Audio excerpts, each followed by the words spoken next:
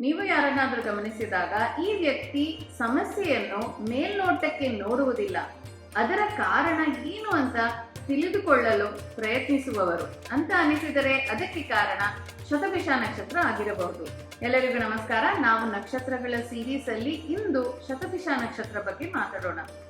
ನಾನು ಈಗ ಹೇಳೋದು ನಿಮ್ಮ ಜನ್ಮ ನಕ್ಷತ್ರ ಶತಭಿಷ ಬಗ್ಗೆ. ಶತಭಿಷ ನಕ್ಷತ್ರ ಭಚಕ್ರದ 24ನೆಯ ನಕ್ಷತ್ರ.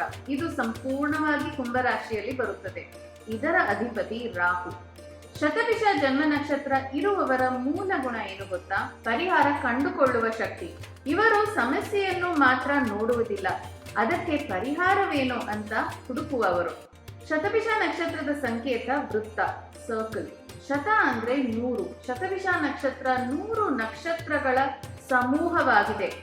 ಅದಕ್ಕೆ ಇದರ ಸಂಕೇತ ವೃತ್ತ. ವೃತ್ತ ಅಂದ್ರೆ ಪೂರ್ಣತೆ, ಸಮತೋಲನ ಮತ್ತು ರಕ್ಷಣೆಯ ಸಂಕೇತ.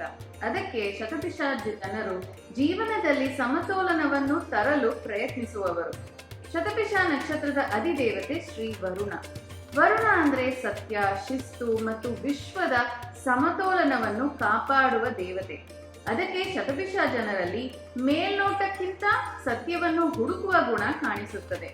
ಸಂಸ್ಕೃತದಲ್ಲಿ ಒಂದು ಮಾತಿದೆ, ಸಮತ್ವಂ ಯೋಗ ಉಚ್ಯತೆ. ಅಂದರೆ ಸಮತೋಲನದಲ್ಲಿರುವುದೇ ಯೋಗ. ಇದೇ ಶತಭಿಷ ಶಕ್ತಿ. ಆದರೆ ಒಂದು ಎಚ್ಚರಿಕೆ ಇದೆ.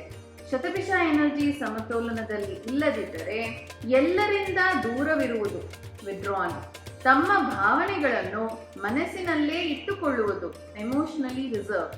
ಅತಿಯಾಗಿ ವಿಶ್ಲೇಷಿಸುವುದು, ಓವರ್ ಅನಾಲಿಸಿಸ್.